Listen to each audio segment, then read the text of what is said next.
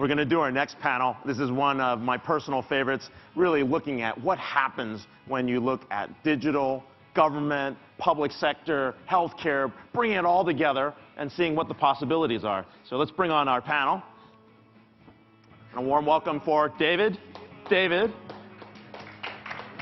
Scott. So, hey, welcome. Thank you. Excellent.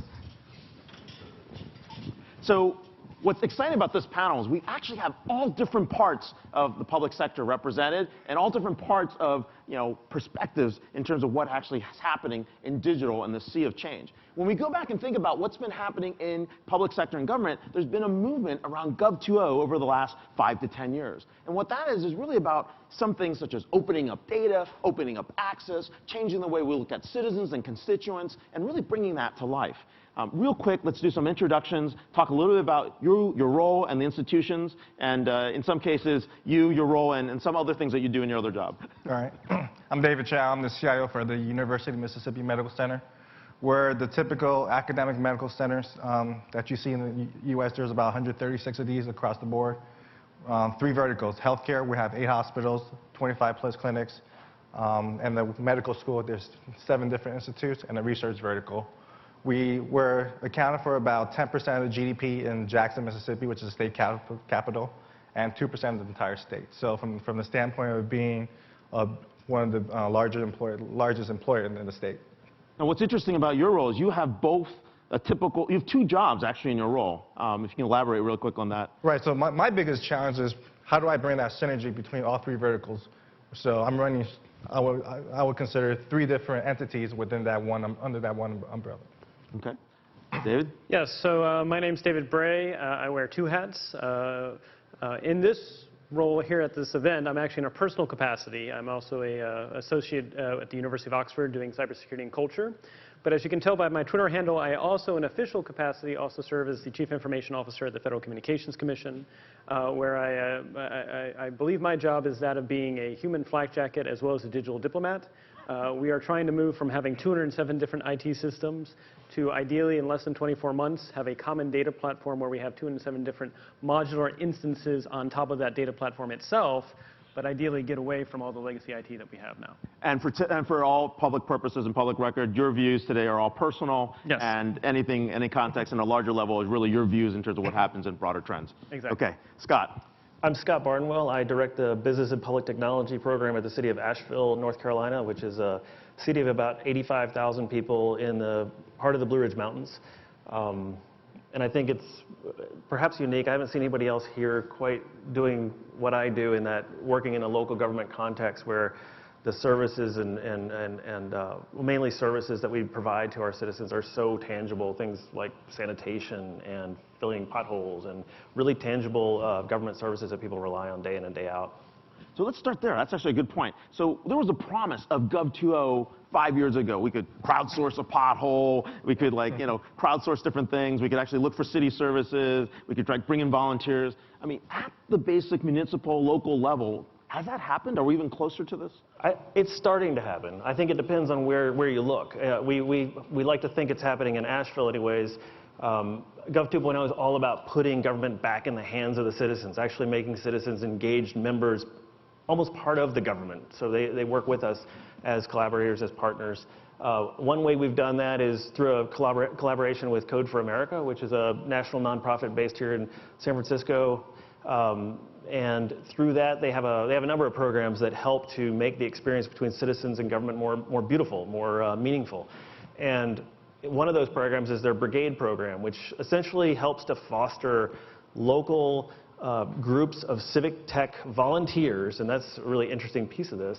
These are people that get together as volunteers and engage with their local government and actually try to understand the problems and try to build applications that address those problems. One specific example in the Asheville context was we have a budget document that gets published every year. It's about a 100-page PDF, fairly dense.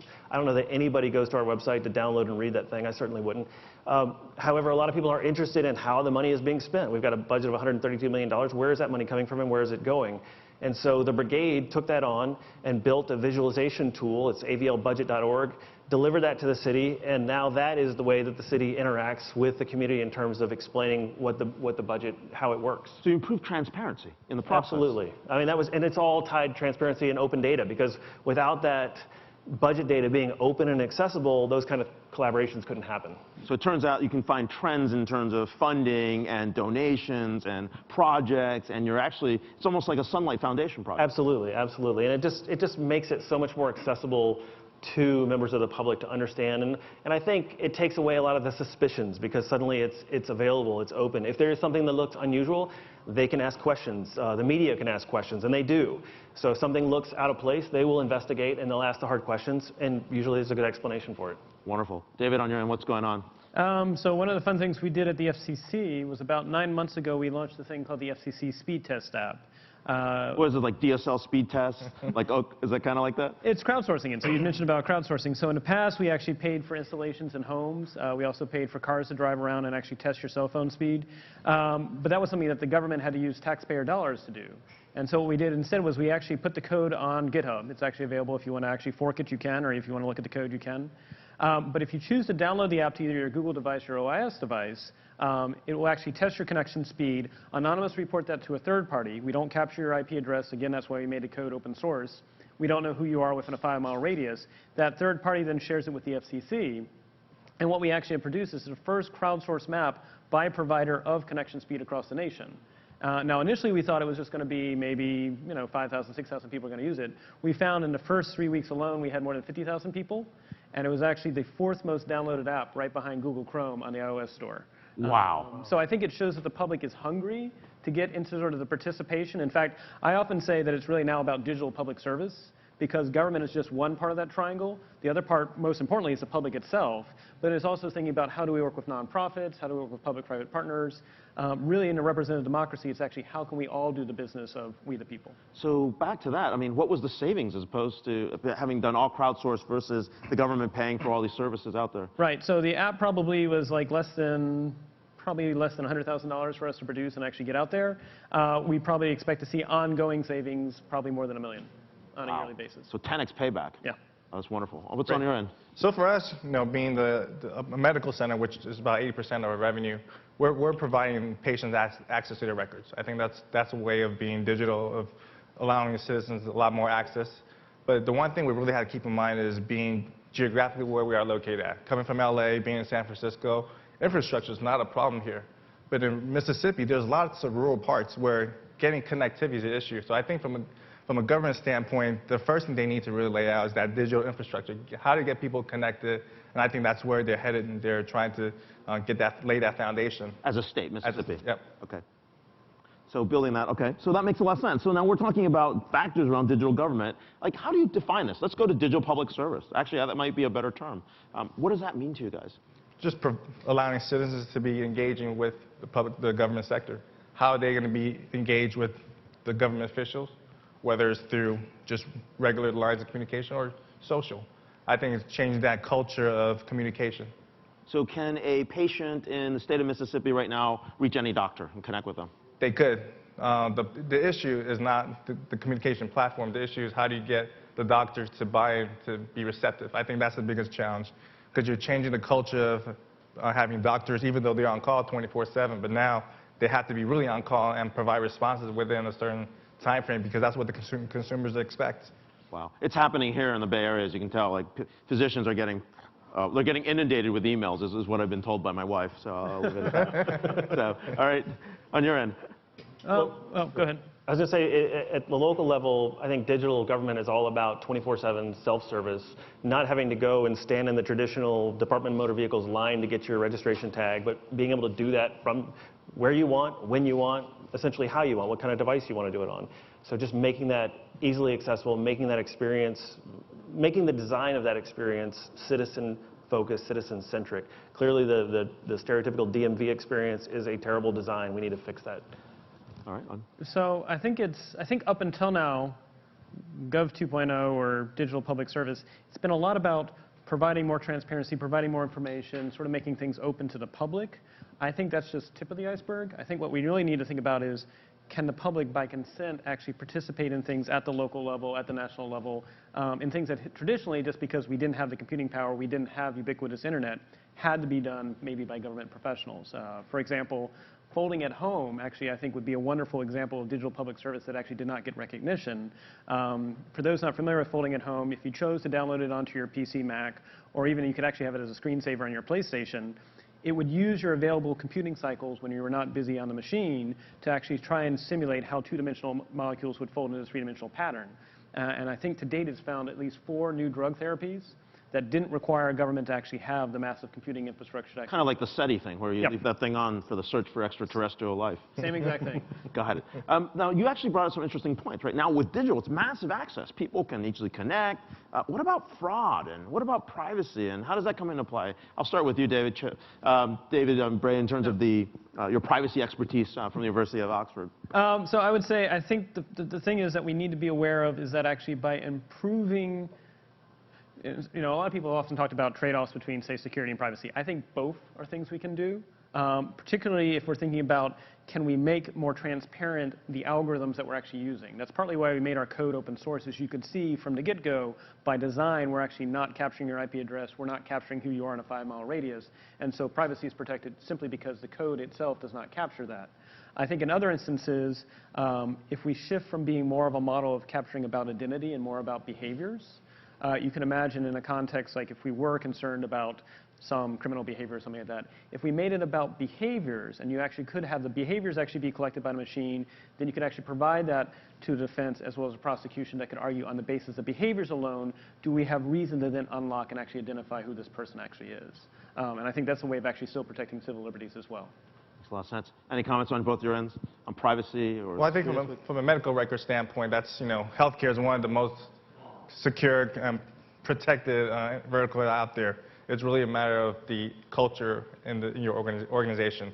There are healthcare institutions right now that have open notes. They implement open notes, meaning you could look at whatever the doctor wrote. And then there are other institutions that are very conservative where they're only releasing a very limited set. So it's a culture-driven action, unfortunately, but it's what the consumers demand. Consumers want to own all the information that's related to them.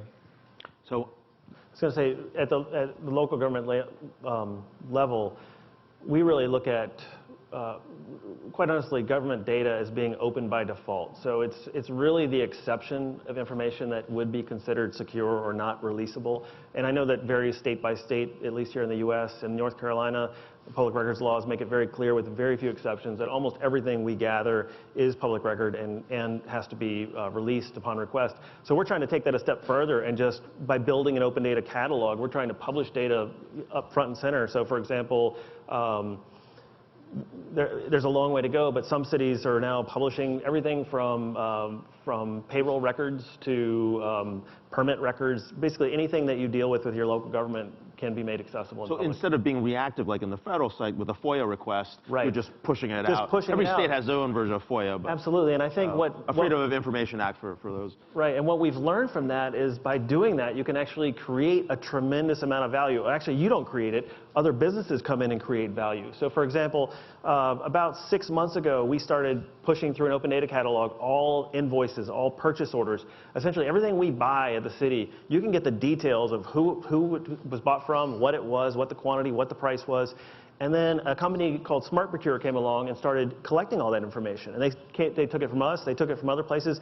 Places that didn't have open data catalogs like we do, they would put in a FOIA request and get that information. Well, what they've done is turned around and aggregated all that data across the whole country and delivered it back. And now we get tremendous value out of that. So if I'm looking to procure something, I can go in and keyword search, a piece of software, hardware, whatever it is, and I can find, in many cases, dozens, if not more, examples of other agencies, other public agencies who bought the same product, who they bought it from, what they paid for it, what is the contact information. So it makes getting quotes much more quick, and just that information allows you to get the best price. Actually, I'm really excited here because this is maybe one of the cases where the government may be ahead of enterprises. How many folks in the audience can do that today by comparing procurement, comparing records from different companies or divisions? Raise your hands. There's no one. Oh my God, you guys are ahead, right? Right. So who says government's behind? That's right. All right. One other thing that I'd also sort of you all have probably heard about this thing called net neutrality, and I'll first caveat and say I do not make any of the policy decisions. I'm not a congressionally appointed commissioner. That said, we did make available, we didn't even wait, we actually made proactively available all the comments that we actually have received on the issue, and that's where we actually found that then other people could actually analyze. We now have more than 3.7 million comments. That will Just allow on net neutrality? Just on that. Is that on the top 5 of comments for the FCC? It's actually number 1. Number 1. It's the number 1. In fact, up until, so it's actually in technical jargon, it's called Proceeding 14-28, Open Internet, otherwise known as net neutrality. Prior to that proceeding, the FCC, in 18 years of this legacy system that it has to capture the comments, it received about 2.4 million comments. That alone, we got more than 3.7. So that sort of tells you just the level of volume of interest in this issue, which is great. In some and 2.7 of that came from San Francisco? Stay tuned, but I think a sizable amount probably did. All right, David. Anything on your end in terms of this? No. Okay. No, one thing I would just say is that while I'm a big believer of transparency, I think we also as a public need to have a conversation about the more transparent we get, are we also discouraging risk-taking of public service people? The example I often give is 1908, a young Ensign Nimitz ran his boat aground in the Philippines. He was the U.S. Navy. He was court-martialed but not drummed out of the Navy, assigned to submarines, and 35 years later, he was one of only 2 5-star admirals we've ever had in the U.S. Navy's history. But imagine nowadays, it wouldn't have been an ensign, it would probably have been a lieutenant or lieutenant commander, runs this boat aground in the Philippines. How long on Twitter would it have been fire Nimitz? How many comedians and news pundits would have been, how could this have ever happened? His boss, probably his boss and his boss's boss would have been called before Congress. And so the question is, why I celebrate that we're becoming more transparent, are we, the public, rewarding or not rewarding those that are willing to be transparent and also make mistakes along the way? Wow. Maybe we're not allowing people to fail fast or create a culture because the immediacy of digital is allowing us to persecute people in immediacy as well. It's easy to second guess and everything that and play the armchair quarterback. Okay. Now, related to the thing we were talking about earlier, the consumerization piece that's actually happening, right? What pieces inside the enterprise or inside the consumer side has actually impacted your organizations? And then flip side around, it looked like there's some things that were going on in your organizations that are actually changing the way people view consumerization. Go ahead. So actually, stay tuned tomorrow. We will be soft launching on Halloween a new consumer complaint system that we actually use a vendor product that was commercial off the shelf, cloud-based offering that was less than $75,000. So heretofore, other government agencies had probably spent about $3 million sort of writing the code themselves, installing the servers and everything like that. We were able to do that for $75,000 and then the cost of a contractor for a couple months, which was probably less than $200,000. That, I think, is again getting to the idea that if we use consumerization of technology, we can do modular, cloud-based service offerings that are much faster time to service and much easier to maintain. And again, one of the comments with the other round is we pay for what we use as opposed to maybe it's not going to have the uptick. Have they gotten rid of those procurement rules in the GSA where, like, you know, every time you buy software, you have to buy, like, the hardware and the database, and it has to be brand new? Have, like, eliminated those things, too? So there is the FAR, Federal Code of Acquisition. It's in FAR, yep. Yeah. I would say what's interesting that needs to be addressed is there's actually what's called the Anti-Deficiency Act. It dates back to the Civil War. That says that the federal government... technology policy that goes back to the Civil War. Well, it's one thing that they never thought about. They actually said that the federal government cannot enter into a contract until it has all the money set aside for that contract. That's great until you get an age of subscriptions. And if something is an auto-renew subscription without end, technically that's an infinite contract. And so my recommendation is if you want to sell to the federal government, sell it to us in chunks. So you're only going to have it for 3 months or 6 months, 12 months, and you'll turn it off if we don't notify you. But until then, there are certain things like terms of services. If I want to do, say, an iOS device subscription for a developer, I have to buy it from a third party that basically is removing this is auto-renew. Right, the people that have GSA Schedule Access, and then down to that code. So that's just a small little thing that, again, they never really thought of, but at the same time, it impacts how we can actually procure things. How's that working in the state of Mississippi? Same deal. You know, the number one challenge for all government sectors is not about finding solutions, it's about transactions. How do I procure this product?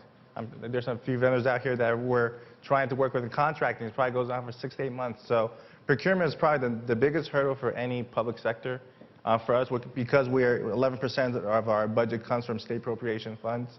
We are considered public sector. If we were to give it back, I think we would. But I think that's the biggest challenge. That's the biggest hurdle for anyone. So, you know, I'm pretty sure all of us on stage right here will probably have a PhD in contracting because we know all the rules and regulations on how to buy things in chunks and pieces. and then put them back together. Yeah. All right. What do you think, Scott? I would agree with David. It can be a nightmare. I mean, it can take literally 3, 6, 9 months, depending on a project, just because you have to go through these formalized RFP procedures and evaluations, and it's just can be burdensome. I know there's reasons it's there, but I think we've got to figure out a better way. All right, what are hot digital public sector projects that, I'm doing rapid fire here, what are hot digital public service projects that you'd want to do in the next 3 to 5 years, given the length of the procurement process? Just kidding. Oh, I have one, actually. You have one? All right, oh, actually, I would love to actually, whether we approach DARPA or whatever, or maybe even Silicon Valley, let's apply machine learning. Let's apply IBM Watson or similar systems to have an AI do a procurement.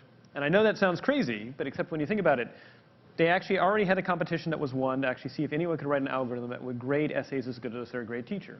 That was actually about 2.5 years ago, and they won for like $50,000. Could we have a similar challenge that says, could you write an algorithm that says, I want to procure the following. You know the FAR, or you know Mississippi state law, whatever it is.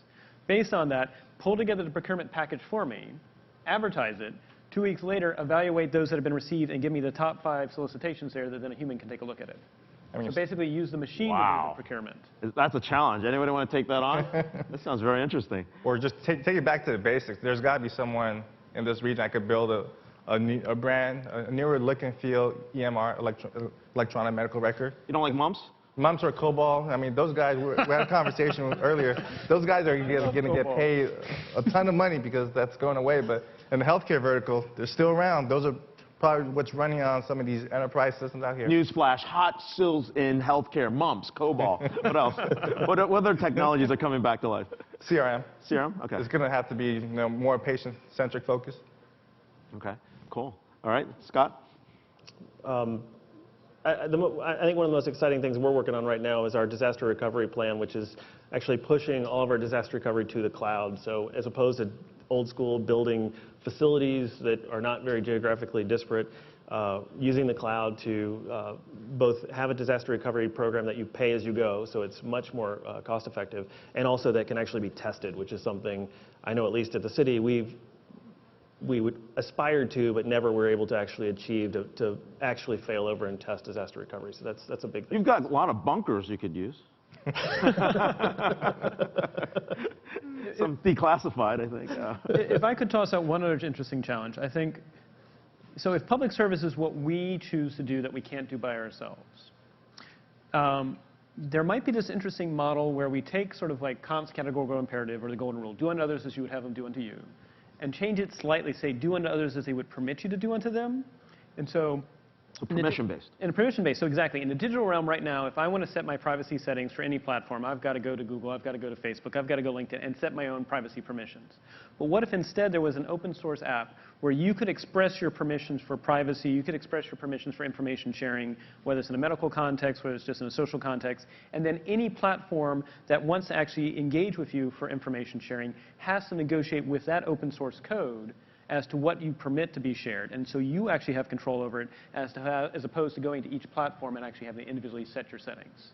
I think that would be an interesting way of giving power back to the individual as to what they choose to protect, what they choose to share, and what they choose to engage in. Wow, that's pretty exciting. All right, last question, and the reason I'm going to throw this out to you. If there is one skill or trend or process or technology that you could do in the next 12 months, what would it be in the realm of digital? Analytics. Analytics? We have to figure out how to solve these problems quicker. I think the challenge in government sector. What do you mean by analytics? Define analytics. Just, let me use healthcare. The model right now for healthcare is, in terms of generating revenues, how many beds can you fill? Just like the airlines, how many seats can you fill?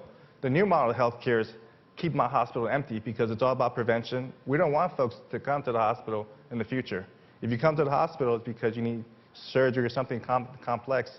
So you got to be able, in order to shift to that sort of affordable care model, we really need some analytics to drive that decision factor. So from average length of stay to preventative. Preventative, yep. Okay.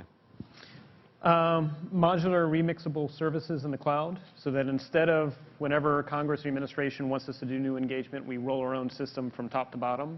Instead, we almost have like this quilt where we need to, we need to authenticate the user, we need to write to database, we now need to produce a map. So your own community app, your own community ecosystem that agencies can trade different code with? Right, and it's reusable code that's already gone through security review, privacy review, and so blessed, do it again. secure, some information governance body said this is okay, Yep. Now everyone go at it. And I stitch it together by APIs. Okay, interesting. I think for us, UX and design is key and center to everything we want to do right now. I mean, I mentioned earlier the example with the budget. We've got so many examples of just terrible interactions with citizens, things that the design is terrible, and we have so much room for improvement. So we're looking at how can we look at these government services and make them more Google-like, if you will, make it very simple to access information, find information, and interact with your government online, and actually have citizens that are delighted to interact with their government. Wow, there you have it. Analytics, composable, remixable APIs, right, and better user experience.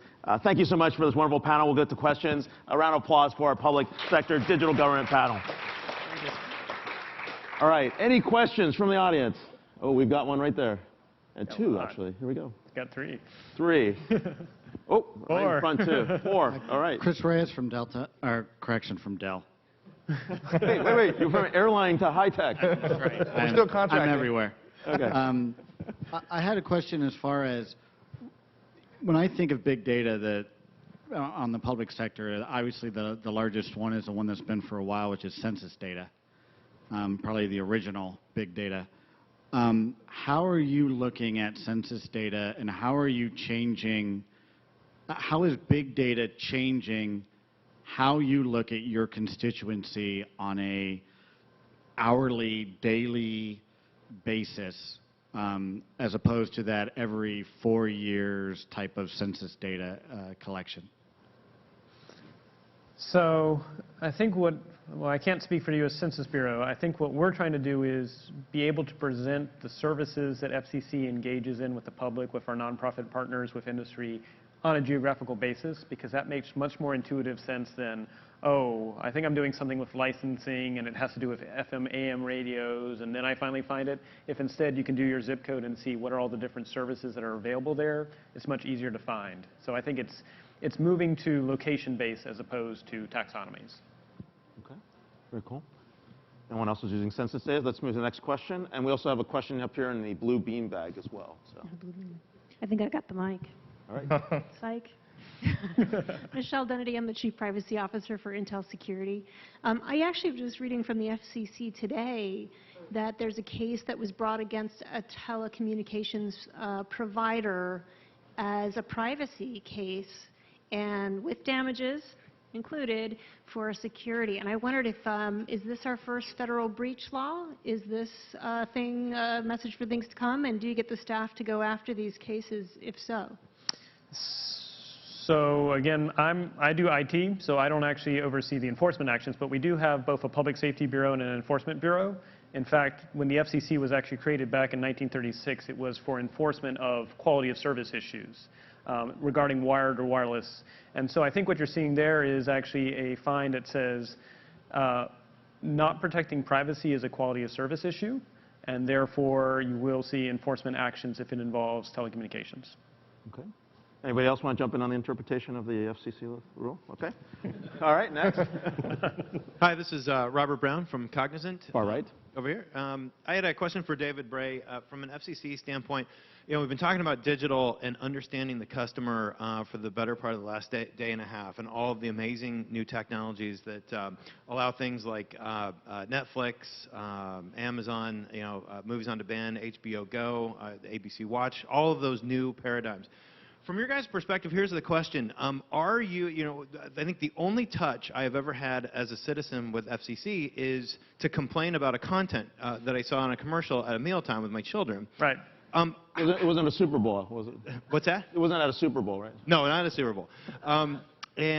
So how are you guys finding the new paradigm in terms of your ability to, sense, react, and respond in sort of a digitally new school way on, how people are feeling about what they're seeing come over the broadcast wires? That is a great question. In fact, a couple thoughts. So first is, so again, I do IT, but part of my long-term vision is actually to transform FCC into being that trusted data broker between the public and industry and nonprofits. And so really it's sort of in real time.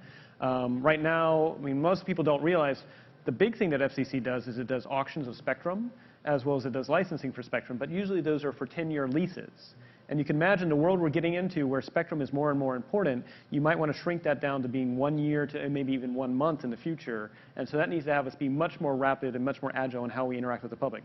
Same thing with consumer complaints, same thing with evolving technology. I will say a couple things. One, public service does not have a monopoly on being bureaucrats. Dilbert is funny because it's universal. If it only applied to public service, it would have a very small audience of readers. That said, our laws are not built to change as quickly as technology. And I think that's this interesting role that I think Silicon Valley might be able to have input into DC, which is how do we write laws that are not overly prescriptive, yet at the same time allow for both guidance and the embrace of new technologies as they come along in this exponential era.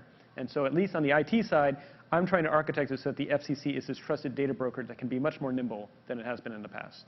Oh, great question. Maybe next year we'll simulcast what's going on at the Washington Ideas Forum with the Atlantic with this show. Since it's going That would be a lot of fun. We could all be on at the same time.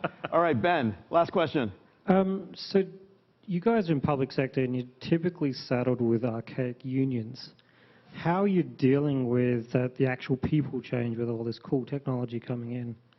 That's the toughest part, right? It's not about technology. It's really about change management, changing the culture. Imagine, for me, running IT in my organization is it's a staff of about 400. 350 DMV-like employees. How do you change that behavior?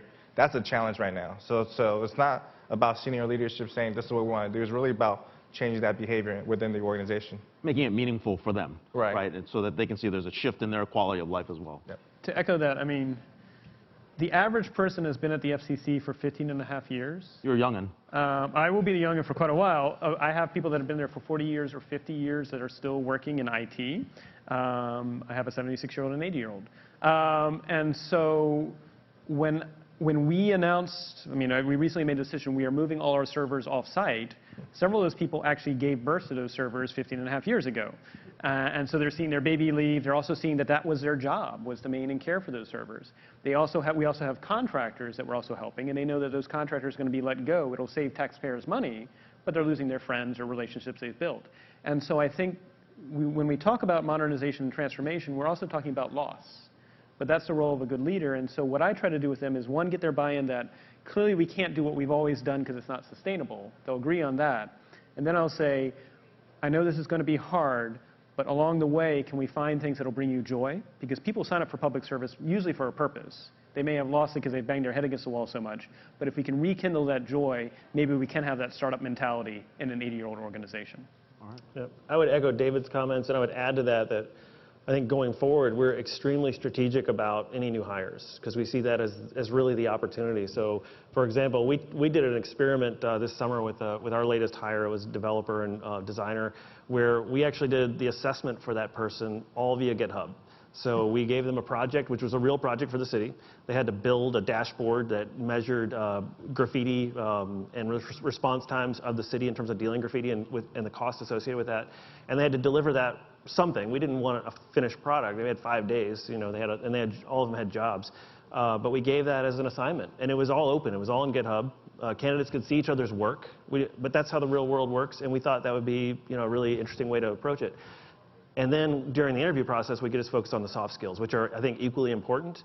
But we knew going in that we had the right person. When that person started on day one, I've never been more confident that we had a superstar, and we do. And it's been really excellent. That is awesome. That ending on talent gives us the perfect segue. We're about to have the mega panel on future of work with Holger Mueller. Big round of applause to these guys as we get off stage.